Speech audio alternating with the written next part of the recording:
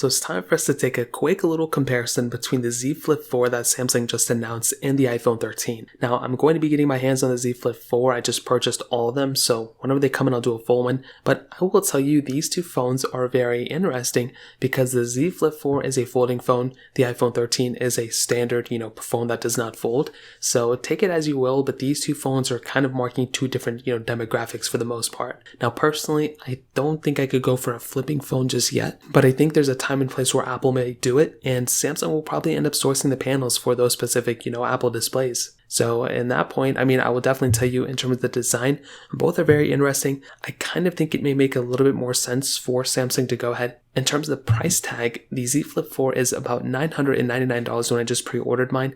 The iPhone 13 is about $829.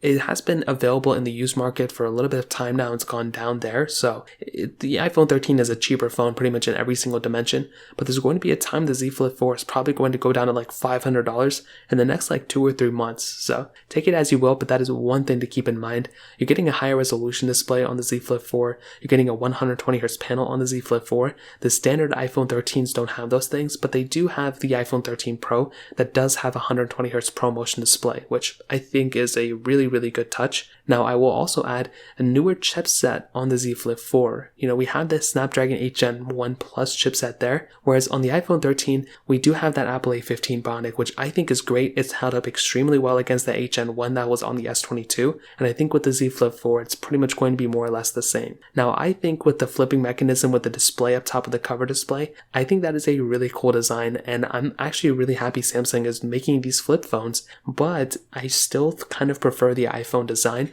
I feel like the iPhone 13 is just what works for me better. Although it may not be the first phone I'd recommend people hey, go buy this phone if you want to go ahead and, get the best phone of all time. I would probably say the 13 Pros, the S22 Pluses, or the standard S22s are the better ways to go. But I think when it comes down to these two phones, they're very interesting because you have a phone like the Z Flip 4 that is almost like the future and it's almost ahead of its time, even though this flipping mechanism came out in 2019 or something in 2020. And this phone, it still has a slow adoption rate. But I feel like with the way Apple is approaching things right now, it's going to be sooner than later where you're going to want a phone like a flipping phone. And then once Apple starts making them, then it's going to be very interesting to see how they compare. So that kind of covers it up. If you have any other thoughts or questions, please let me know in the comment section below. Hit the like button, that would mean so much, but definitely hit that subscribe button.